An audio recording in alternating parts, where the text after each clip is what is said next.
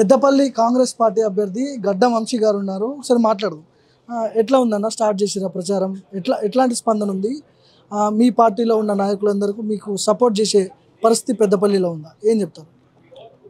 చాలా బాగుందండి. Actually first of all Peddapalli ప్రజలందరికీ, అక్కడ ఉన్న స్థానిక ఎమ్మెల్యేలు, మంత్రివర్యులు, శ్రీధర్ బాబు గారికి అందరికీ నా హృదయపూర్వక ధన్యవాదాలు. ఎందుకంటే ఇంత పెద్ద ఎత్తున అన్ని సర్వేస్లో నా పేరు రావడము, అధిష్టానానికి పాజిటివ్ న్యూస్ వెళ్ళి నేను గెలుస్తా అని చెప్పి ఏదైతే పాజిటివ్ నోట్ పోయిందో దానివల్లనే నాకు ఈ టికెట్ సాధ్యమైంది. ప్రజలందరూ కోరుకున్నందుకు మీకు తెలుసు ఈ టికెట్ టైంలో ఎంత హడావిడి ఉంటుందో, ఆ టైంలో ఈ సర్వేలు చేసినప్పటికీ చాలా పాజిటివ్ రెస్పాన్స్ వచ్చి నేను ఇది ఒక ఫస్ట్ స్టెప్ ఆఫ్ బ్లెస్సింగ్ అనే చెప్పాలి.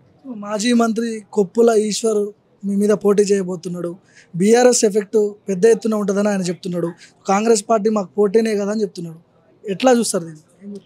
యాక్చువల్లీ నేను 2023లో అసెంబ్లీ ఎలక్షన్స్కి క్యాంపెయినింగ్ వెళ్ళినప్పుడు పెద్దపల్లి ప్రాంతం మొత్తం తిరిగినాను, ఇంటీరియర్స్ వెళ్ళి చూసినాను. యాక్చువల్లీ చాలా దురదృష్టవంతు ఎక్స్పీరియన్స్ అయింది. ఎందుకంటే మనము బతికేది 2024లో, ఇప్పుడు అడ్వాన్స్ లైఫ్లో బతుకుతున్నాం మనం. టెక్నాలజీ చూసుకోండి, ఏఐ చూసుకోండి, మొత్తం చూసుకున్నా.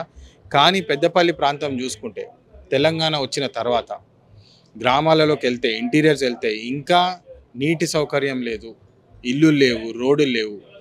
చాలా హీనమైన పరిస్థితిలో బతుకుతున్నారు జనాలు.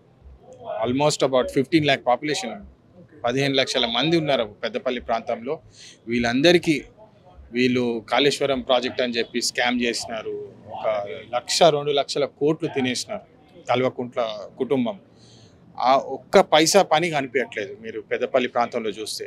కొప్పులీశ్వర్ గారు ఎక్కడైతే ధర్మపురి ప్రాంతం నుంచి వస్తారో, ధర్మపురి ప్రాంతంలో వెళ్ళి నేను లక్ష్మణ్ గారికి కూడా అప్పుడు అసెంబ్లీ ఎలక్షన్స్ అప్పుడు క్యాంపెయినింగ్కి వెళ్ళినప్పుడు కూడా ప్రతి మనిషి ఈయన మా మీద దౌర్జన్యాలు చేసినారు, పోలీస్ కేసులు అక్రమంగా పెట్టినాడు, నీటి సౌకర్యం లేదు, నీళ్ళు అడిగితే కొట్టినారు, పోలీస్ కేసులు వేసినారు, ల్యాండ్ కబ్జాలు చేసినారని చెప్పి అనేక ఆరోపణలు ఉండి అందుకని ఇంత వ్యతిరేకతతోటి ఆయనను ఓడగొట్టడం జరిగింది.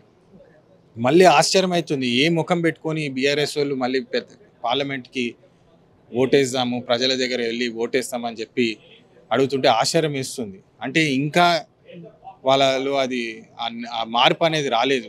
ప్రజలని మేము ఒక మోసం చేసినాము, వాళ్ళకి సొమ్ము తిన్నామని చెప్పి వాళ్ళకి లోపటి నుంచే ఏదైతే మార్పు రావాలో అది రాలేదు. ప్రజలు మళ్ళీ బుద్ధి చెప్తారు, మీరు తప్పు చేస్తే తప్పు జరుగుతుంది, ప్రజల సొమ్ము తినొద్దు.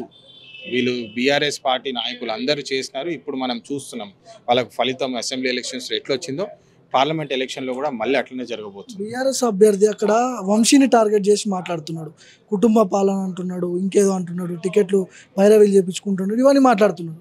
ఏం చెప్తారు దీనికి? ఖచ్చితంగా అండి, కుటుంబ పాలన అంటే కేసీఆర్ కల్వకుంట్లది కుటుంబ పాలన. అది ఎందుకంటానంటే మీరు కవితమ్మ గారిది చూస్తే ఆమె మాకు వద్దు అని చెప్పి ప్రజలు ఆమెను ఓడగొట్టినారు. ఆమె టికెట్ కేవలం ఒక అవకాశం అండి. బీఆర్ఎస్ పార్టీ కానివ్వండి, కాంగ్రెస్ పార్టీ కానివ్వండి, ఏ పార్టీ అయినా టికెట్ ఇవ్వడం ఒక అవకాశం. అంటే బరిలో దిగేటప్పుడు వీరైతే గెలుస్తారని చెప్పి ఆ పార్టీ నమ్ముతున్న కాన్ఫిడెంట్ ఉన్న ప్లేయర్నే పెడతారు. ఆ సమయంలో ఇది నామినేటెడ్ పోస్ట్ కాదు, ఇది కేవలం ఒక అవకాశం. ప్రజలు బుద్ధి చెప్తారు. వీళ్ళు ఏదైతే కొప్పులీశ్వర్ ఉన్నారో, కవితమ్మ, కేటీఆర్ గారు, కేసీఆర్, వీళ్ళందరూ ఏదైతే కుతంత్ర రాజకీయాలు, కుటుంబ రాజకీయాలు చేసి వాళ్ళ జోబులు నింపుకున్నారు. 75,000 crores పాజిటివ్ ఉండే మన బ్యాంక్ అకౌంట్లో తెలంగాణ వచ్చినప్పుడు. కానీ ఇప్పుడు మీరు చూస్తుంటే 6 లక్షల కోట్లు లాస్లో ఉన్నాం మనం. అంటే ఈ డబ్బులన్నీ ఎక్కడ పోయినాయి? కేవలము ఒక కల్వకుంట్ల కుటుంబము, ఆమె కవితమ్మని ప్రజలు ఓడగొట్టినా ఆమెకి నామినేటెడ్ పోస్ట్ ఇచ్చి మరీ ఆమెని గద్దె మీద కూర్చోబెట్టినారు. అంటే అది కుటుంబ రాజకీయాలు. ఇది కేవలము ప్రజలు ఎన్నుకుంటున్నారు. ప్రజలు ఎన్నుకుంటున్నప్పుడు కొప్పులీశ్వర్ గారు కానివ్వండి, ఇంకెవరైనా కానివ్వండి, వాళ్ళ వ్యతిరేకత ప్రజల మీద ఉన్నది కాబట్టి వాళ్ళు అట్లా మాట్లాడుతున్నారు. కాబట్టి వాళ్ళకి ఇంకేం పాయింట్ దొరకలేదు. కాక చేసిన పనులు చూసుకుంటే మీరు పెద్దపల్లి ప్రాంతంలో పెన్షన్ కానివ్వండి, పెన్షన్ స్కీము కాంగ్రెస్ ప్రభుత్వం అప్పుడే అమలైంది. రేషన్ స్కీము కాంగ్రెస్ ప్రభుత్వము కాకా గారు హయాంలో జరిగినది. 1,00,000 ఉద్యోగాలు సింగరేణి అప్పుడు బీఎఫ్ఆర్లో సింగరేణి పోతుంటే 400 కోట్లు ఇప్పించి మరి 1,00,000 ఉద్యోగాలు కాపాడిన వ్యక్తి కాకా వెంకటస్వామి గారు. ఇవన్నీ గుర్తు చేసుకొని ప్రజలు వాళ్ళ సొంతంగా నేను వస్తే బాగుంటుంది అని చెప్పి కోరుకున్నప్పుడు వీళ్ళకి ఇంకేం పాయింట్ లేదు. వాళ్ళు తిన్న ల్యాండ్ కబ్జాలు కానివ్వండి, భూ కబ్జాలు కానివ్వండి, 1,00,000 కోట్లు సంపాదించుకున్నారు వాళ్ళ కుటుంబము. దాని అగేన్స్ట్ ప్రజలు మాట్లాడుతున్నారని వారు ఓర్వలేక ఇట్లా ఆరోపణలు చేస్తున్నారు. పార్లమెంట్ ఎన్నికల్లో 3 ఎస్సీ రిజర్వ్డ్ స్థానాలు ఉన్నాయి, అందులో పెద్దపల్లి కూడా ఒకటి. సో ఇందులో 3 కూడా మాలలకే కేటాయించారు, మాదిగలకు కేటాయించలేదని కొంతమంది మీ పార్టీలో ఉన్న మాదిగ నాయకులే ఒక చర్చ, ఒక తెర మీద తీసుకొస్తున్నారు. సో ఆ మాదిగ సామాజిక వర్గానికి సంబంధించిన ఓటర్లని వంశీ గారు ఎట్లా క్యాచ్ చేసుకుంటారు, ఎట్లా మీ వైపు తిప్పుకుంటారు? నేను ఒక ముఖ్యమైన విషయం చెప్పాలండి ఈ సబ్జెక్ట్ మీద. ఎందుకంటే నేను చిన్నప్పటి నుంచి కాకా గారి నీడలో పెరిగిన మనిషిని. కాకా గారు అన్ని కులాలకు చాలా ప్రియతమ నాయకుడు. మీరు ఒకవేళ హిస్టరీ చూసుకుంటే కానీ గత 70 సంవత్సరాల పెద్దపల్లి ప్రాంతంలో చూసుకుంటే కూడా ఈ కులాల మధ్యలో ఇంత విభేదన లేకుండే. ప్రత్యేకంగా కాకా గారి హయాంలో కాకా గారు అందరినీ ఒకలాగానే చూసి వాళ్ళ అందరి కోసం ఒక దళితుల కోసము ఒక్కటై పోరాడిన వ్యక్తి కాకా గారు. ఇది కేవలము కొప్పులీశ్వర్ గారు ఆపోజిషన్ పార్టీ యూజ్ చేస్తున్న డిఫరెన్సెస్ క్రియేట్ చేద్దామని వాళ్ళ మా మధ్యలో డివైడ్ అండ్ రూల్ ఏదైతే బ్రిటిష్ పరిపాలనలో చేసినారో డివైడ్ అండ్ రూల్, ఇది మళ్ళీ ఈ నియంతృత్వ పాలన బీఆర్ఎస్ నియంతృత్వ పాలనలో కూడా డివైడ్ అండ్ రూల్ చేద్దామని అనుకుంటున్నారు. కానీ కాకా గారు చేసిన పనులన్నీ గుర్తుపెట్టుకొని నేను వాళ్ళ ఆదేశాలనే పనిచేస్తాను, అన్ని కులాలను కలుపుకొని వాళ్ళకు న్యాయం జరిగేటట్టే పనిచేస్తానని నేను ఇప్పుడు కాదు చిన్నప్పటి నుంచి ఇట్లనే ఉంది, ముందుకెళ్తూ కూడా అదే పనిలో పనిచేస్తామని చెప్పి. ఫైట్ ఎట్లా ఉండబోతుంది? మీకు బీజేపీకా, మీకు బీఆర్ఎస్కి మధ్య పోటీ ఉంటుందా పెద్దపల్లిలో? ఐ థింక్ అక్కడ ఫైట్ లేదనే చెప్పాలండి. ఎందుకంటే నేను ఓవర్ కాన్ఫిడెంట్గా మాట్లాడలేదు. నేను ప్రజల ఇన్నర్ వాయిస్ గ్రౌండ్కి వెళ్తే కూడా ప్రజలే చెప్తున్నారు, బాబు నేను నీ ముఖం ఎక్కువ చూసినాను, కొప్పులీశ్వర్ అంటే కూడా ఎవరు తెలియదు. నేను కొప్పులీశ్వర్ గారు చాలా విమర్శలు చేసినారు నా గురించి, ఆయనకు తెలియదు ఎందుకంటే ఆయన ఆ ప్రాంతంలో తిరగడు కాబోలు. పెద్దపల్లి ప్రాంతంలో గత 10 సంవత్సరాల నుంచి నేను విశాఖ చారిటబుల్ ట్రస్ట్ ద్వారా అనేక కార్యక్రమాలు చేసినాను. వాటర్ బోర్వెల్స్ కానివ్వండి, ఒక 50,000 వాటర్ బోర్వెల్స్ పెద్దపల్లి ప్రాంతంలో కట్టడం జరిగింది.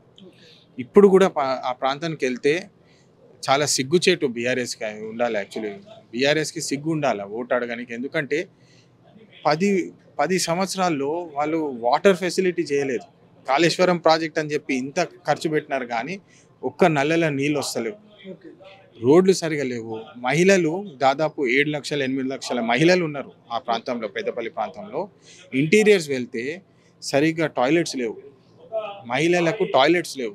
వాళ్ళు వాటర్ కావాలంటే పక్క ఊరికి పోయి వాటర్ తీసుకొని. గెలిపిస్తే ఏం చేస్తారు? పెద్దపల్లి పార్లమెంట్ ప్రజలకు ఏం చేస్తారు వంశీ?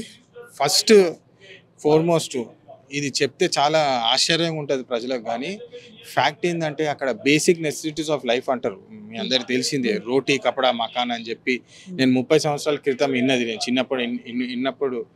చిన్నప్పటి నుంచి ఇదే ఇన్కుంటూ వస్తున్నాను. ఇప్పుడు కూడా అవే లేవు పెద్దపల్లి ప్రాంతంలో. బేసిక్ నెసెసిటీస్, రోడ్డు లేదు, ఒక వాటర్ ఫెసిలిటీ లేదు, ఒక ఇల్లు లేదు. అదే 10 సంవత్సరాల క్రితం కాంగ్రెస్ హయాంలో కట్టిన ఇందిరమ్మ ఇల్లులు గుర్తు చేసుకొని బతుకుతున్నారు. ఫస్ట్ అండ్ ఫార్మోస్ట్ ఇవి ఎస్టాబ్లిష్ చేయడం చాలా అవసరం.